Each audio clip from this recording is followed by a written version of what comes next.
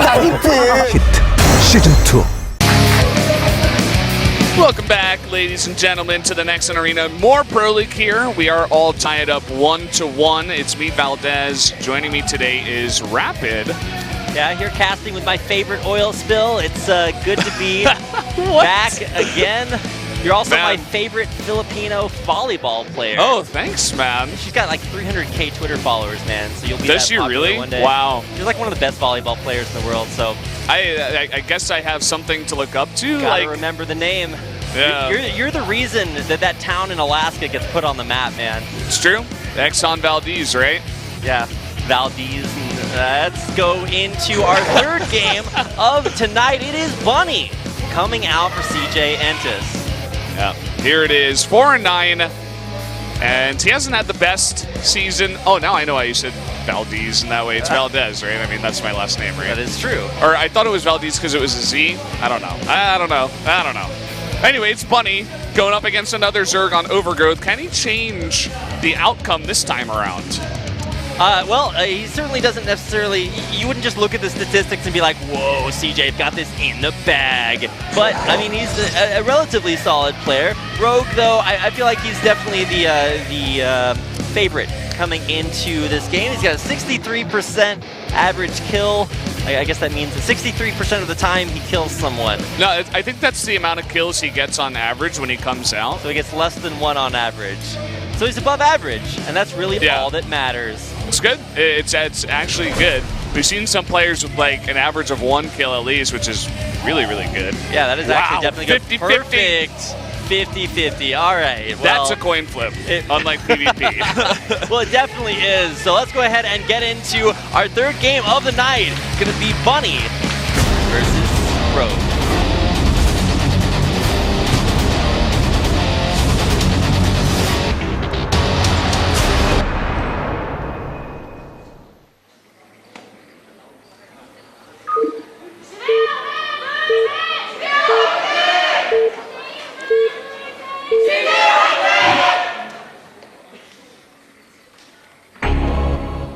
Down here in the bottom left in the green, it is Rogue coming out once again.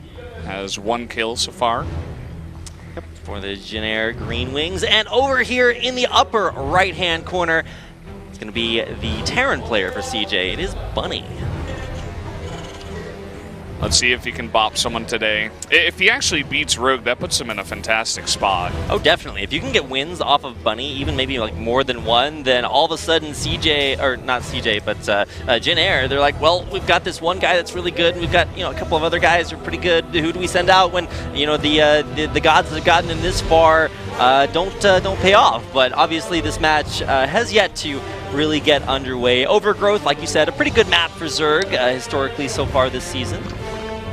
Yeah, very, very good. I mean, we see a lot of Zergs come out on this map, and generally in the past, we didn't see too much Terran. So I think the only Terran that really came out on Overgrowth was Bunny for CJ. I guess that's really their only Terran player, so it kind of makes sense. But it's interesting that we do see him come out twice on Overgrowth, and I feel like it's kind of, you were saying it before, where it's like, is he really just the sacrificial lamb or Bunny here in this case? I think he really is, because if you look at all the maps too, like they're going to be better for other players to come out, other races. So I think they want to save MC and Bial for maps such as Frost, Dust Towers, King Salem Station a little bit later on. Well, I think TVZ, at least globally, this is like a 53% win rate for Zerg. So at least Zerg's kind of figuring this out. I've talked to a lot of at least some of the pro gamers who are over here playing it up in Korea about how TVZ works. And if you ask the Zerg players, then you hear about how they just get abused by Terran all game long. And if you ask the Terran players, like, say, Marine Lord, he probably feels a little bit differently about this map. Probably shouldn't ask him too many questions nowadays. Considering what just went down. But. It's true, and especially when he had his map yesterday on Overgrowth specifically, it did not look good. He's fighting his heart out, but it just was not enough to stop the Swarm. Although the Swarm right now is 4 Zerglings, so that's not a very big Swarm to stop. Okay, well now it's 6, and the Reaper still doesn't care. Yeah, he's just going to push him back, wait for that Queen to come out. This is the fun dance we always have at the beginning of this matchup. I wonder what this Reaper's name is. Is it X-Godslayer XX69? I thought you were going to say something like Brian. I'm like, no, we could give him a name if you want. No, man. Reaper is not really a name unless you're playing Overwatch. Yeah, I was going to say, man, that is my favorite account, the Reaper names. That is every name I thought about but was never brave enough to name my character. There on the Korean server specifically, there are like 30 accounts that are named Genji. I don't know why. Like, I don't know why they do this. I've seen Tracer. I've seen like Reaper a lot. Like, is that really original? It's like, hey, I'm going to name my thing after another thing that has the same name. I mean, they did it in Here's the Storm too. There were a bunch of people named Diablo, and they would only play Diablo. I'm like, he's not even good. Why are you playing? But if he why are ever you doing gets this? good, that's their time to shine, man. They're just ahead of the game by being behind the game for so long. All right, well, third hatch coming out here right around the same time that the second base is about to finish here for Bunnies. Some speed overlords just swimming around in the air. Interesting way to put it there, and that's for sure. Swimming around. Well, they're certainly not flying. You have to have wings to fly, right? I guess they're floating. They're kind of like balloons, yeah, but right? yeah, okay. So, but how do you like change the direction in a balloon? I don't know, man. You'd have to ask the overlords themselves. That is true. I can see how well that conversation would work right now. It'd be like, so how do you fly? And they'd be like, and it wouldn't their go tentacles just slap together. They're like, you're like, oh, okay. Like, what happens when you right. combine a tentacruel with a canister of helium? Well, you get an overlord. Yeah, kind of. I mean, it kind of looks like Tentacruel. I see where you're coming from. This is really interesting. Oh, he's gonna kill it with a double burrowed mine.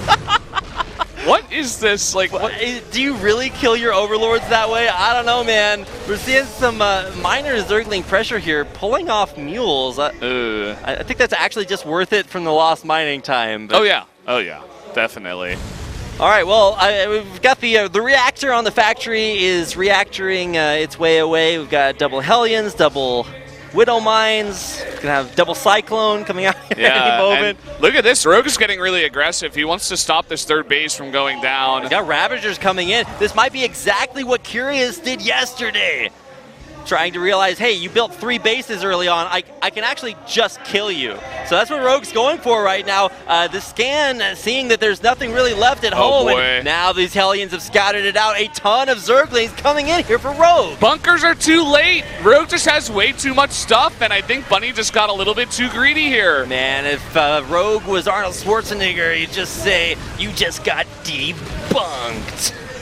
Oh my gosh. You're on fire tonight, Robin. Yeah, well, we'll see about that. Much like, I guess, Bly. That was his tag for a while. Yeah. Okay, well, we're about to see if you guys are fans of the Swarm. Well, the Swarm's doing. Actually, wait. Okay. Well, Marines are good units, man.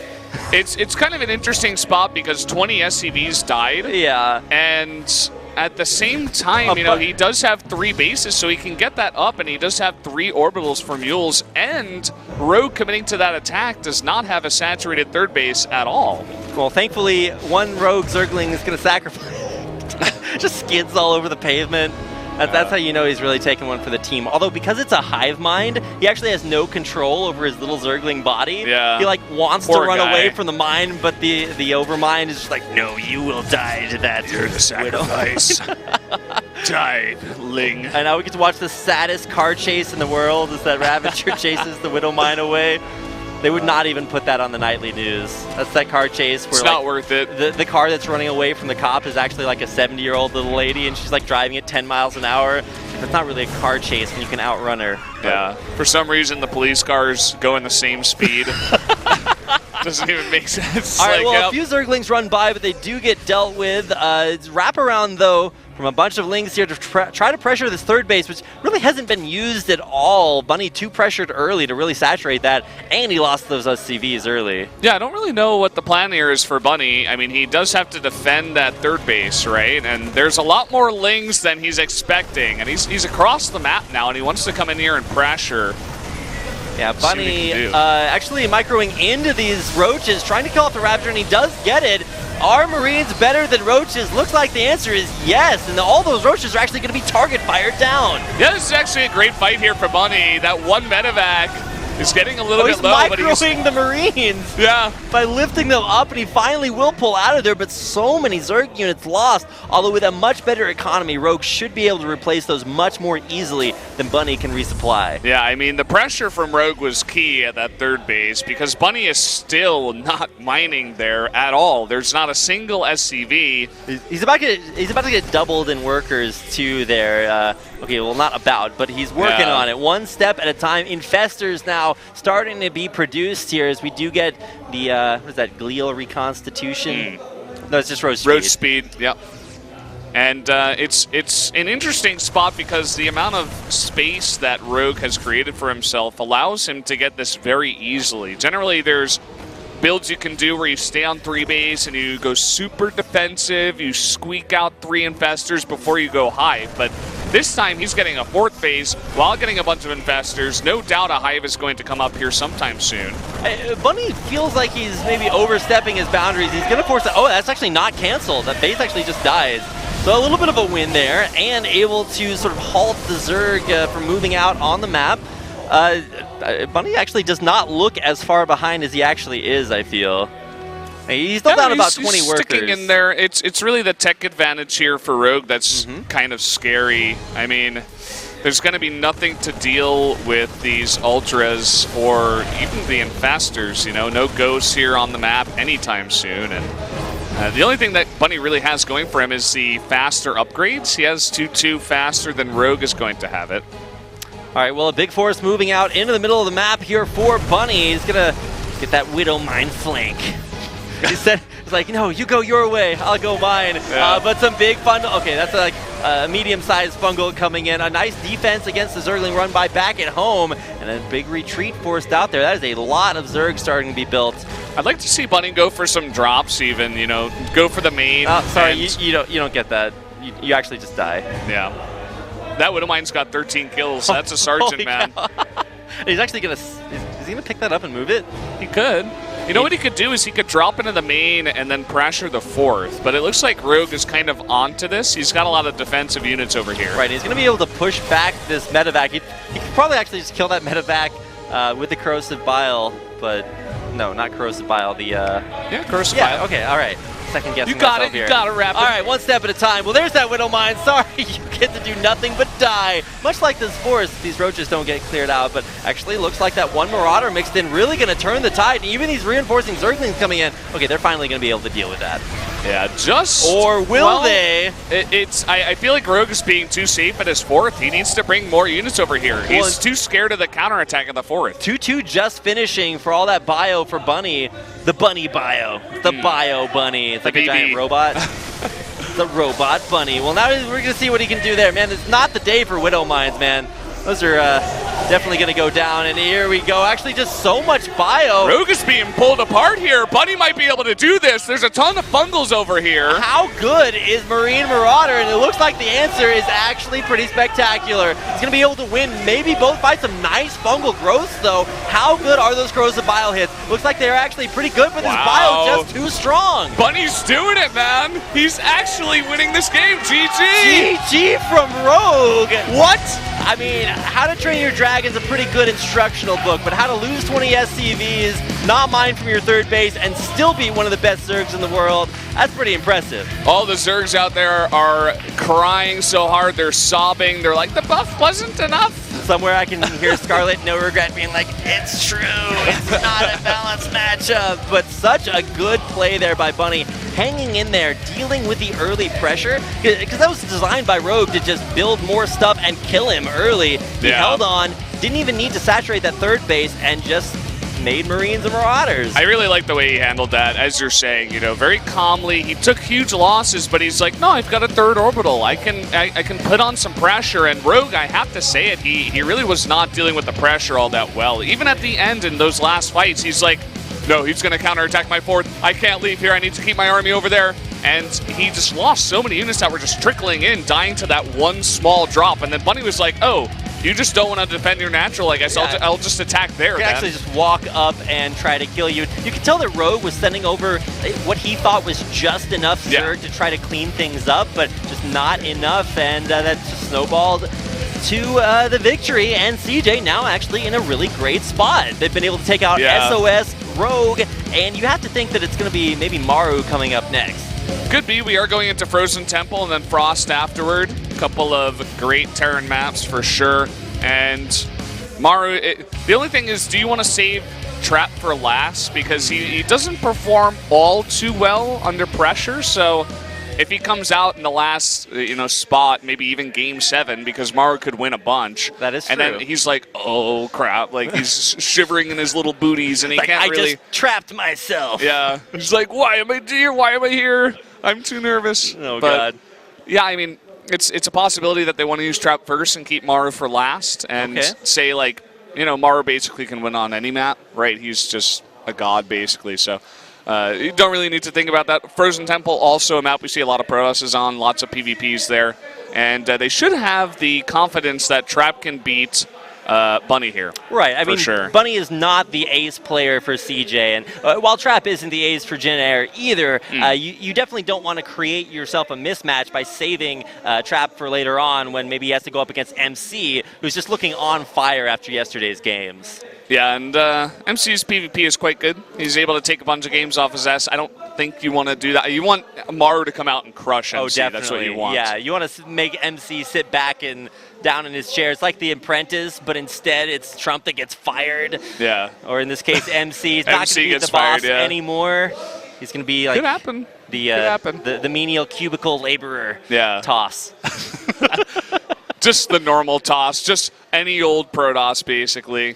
Well, I mean, so many good players have died. Oh, who's that? Oh my God. It's a haircut I wish I had, but instead I have this. One step at a time. No, that's actually the haircut I used to have when I was a kid. My mom was just like, no, man. I was like, but Mom, I want to look like all the other cool kids.